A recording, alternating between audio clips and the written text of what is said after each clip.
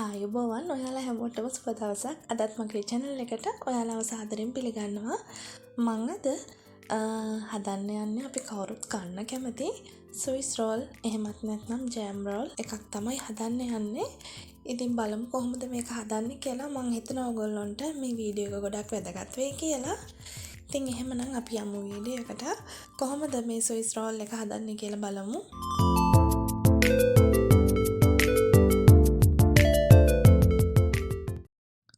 ඉතින් මේකට අපිට උමනා කරනවා සීනි ඒ වගේම පිටි. සීනි මන් ටිකක් කුඩු කරලා ගත්තේ. මොකද මේක පිපෙන්නේ නැති කේක් එකක් නිසා සීනි කුඩු කරලා ගත්තට කමක් නැහැ. ඒ වගේම පිටතර ගෙඩි දෙකක්, බේකින් පවුඩර් තේ හැඳි භාගයක්, ඒ වගේම ලුණු තේ හැඳි භාගයක් සහ අපිට වැනිලා තේ හැඳි එකක් උමනා වෙනවා. කේක් එක බීට් කරන්න කලින් මේ විදිහට අපි බේකින් පේපර් එකක් දාලා ට්‍රේ එක ලැස්ති කරගන්න ඕනේ. දැන් මුලින්ම කරන්නේ මිත්තර ගෙඩි දෙක හොඳට මේ විදිහට බීට් කරගන්න ඕනේ. ටික වෙලාවක් මේක බීට් කරගෙන යද්දී හොඳට මේක පෙන ගතිය ඇවිල්ලා හොඳට සොෆ්ට් එකට මේක බීට් වෙනවා. ඉතින් ඒ වෙනතුරු හොඳට මේක බීට් කරගන්න. මේ විදිහේ බීටර් එකක් නැත්තම් ඔයගොල්ලන්ට පුළුවන් අතින් මේක ගහන්න, පත්තෙන් ගහලත් මේක හදා ගන්න පුළුවන්. ඉතින් බිත්තර ටික හොඳට ගහගන්න. ඊට පස්සේ අපිට අනිත් දේවල් එකතු කරගන්න පුළුවන්. දැන් මෙන්න මේ ගානට බිත්තර ටික ආවට පස්සේ අපිට පුළුවන් අපේ සීනි ටික එකතු කරගන්න. ඉතින් මෙන්න මේ විදිහට අපේ සීනි ටික සහ වැනිලා ටික මේ වෙලාවට එකතු කරගන්න.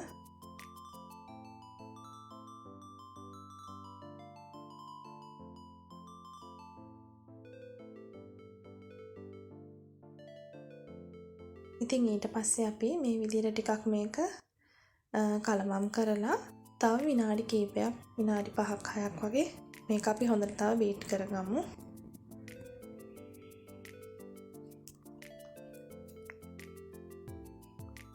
ඉතින් දැන් මේක අපි බීට් කරලා ඉවරයි. දැන් අපි පාන් පිටි ටිකට අපේ බේකින් පවුඩර් මේ විදිහට එකතු කරලා මේක මේ විදිහට හොඳට හලා ගන්න පිටියකට.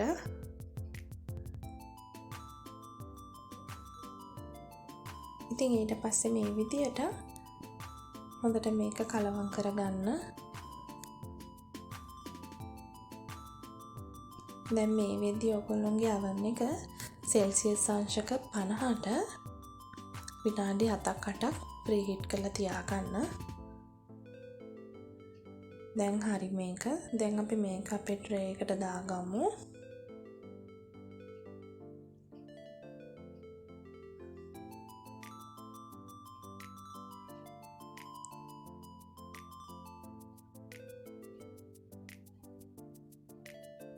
ඉතින් මීට වඩා ටිකක් ලොකුවට හදා ගන්නවා නම් ඕගොල්ලෝ මන් දුන්නු ප්‍රමාණයන් ටිකක් වැඩි කරලා අරගන්න. දැන් මම මේක ටිකක් මේ විදිහට ෂේප් කරගන්නවා.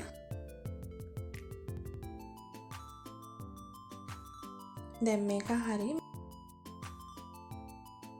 මේක දෙපාරක් ටැප් කරන්න මේ විදිහට යට තියෙන වායු බුබුලු මේ විදිහට උඩට එන්න. ඔන්න දැන් අපි කේක් එක බේක් කරගෙන ඉවරයි. මට විනාඩි හරියටම 15ක් ගියා මේ කේක් එකට. ඉතින් දැන් අපි මේක ටිකක් වෙලා නිවෙන්න ඇරලා හොඳටම කූල් වෙන්න අරින්න මේක. දැන් මේක හොඳටම නිමිලා තියෙන්නේ. දැන් මම මේකට ජෑම් ගා ගන්නයි යන්නේ. මම අද මේ ජෑම් එක පාවිච්චි කරන්නේ මේක මික්ස් ෆෘට් එකක්. ඉතින් ඕගොල්ලන්ට පුළුවන් කැමති ජෑම් එකක් පාවිච්චි කරන්න. දැන් මම බේකින් පේපර් එකෙන් මේ විදිහට කේක් එක පරිස්සමට ගලව ගන්නවා. නමුත් මේක කැඩෙන්නේ නැහැ. ඉතින් මේ විදිහට අපේ ජෑම් ටික දැන් මේකට තවර ගමු.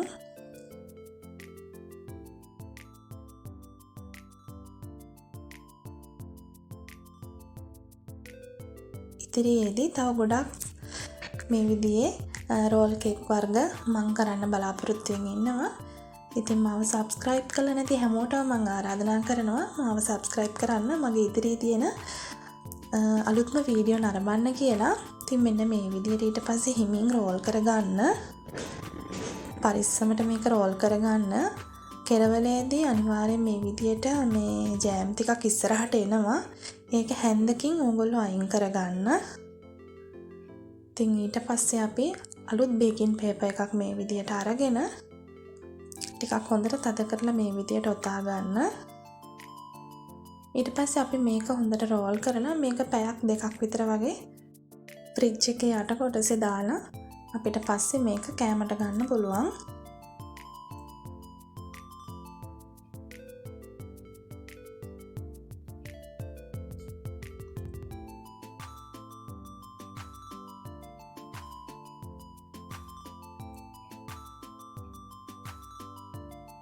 මේ තියෙන්නේ පැය දෙකකට පස්සේ. ඉතින් දැන් මම ඕගොල්ලන්ට මේක කපලා පෙන්නන්නම්. ඉතින් මුලින්ම ඕගොල්ලෝ මේක දෙපැත්ත කපලා අයින් කරගන්න.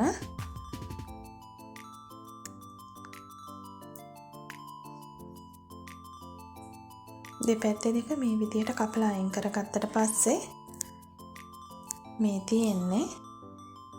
ඉතින් බලන්න ගොඩාක් ලස්සනට ස්විස් රෝල් එක ඇවිල්ලා තියෙනවා.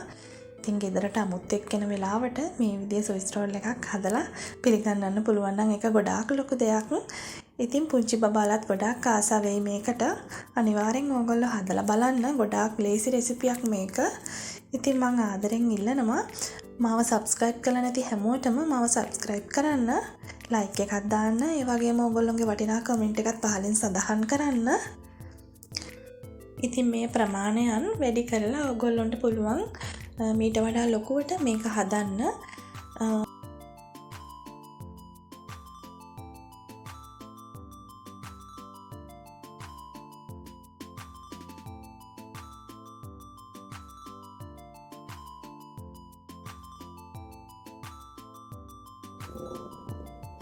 ඉතින් මේ තියෙන්නේ ස්විස් රෝල් එක.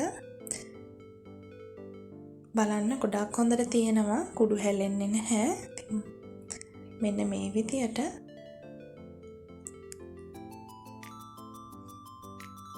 ලිටල් ලයන් ස්විස් රෝල් එක වගේ.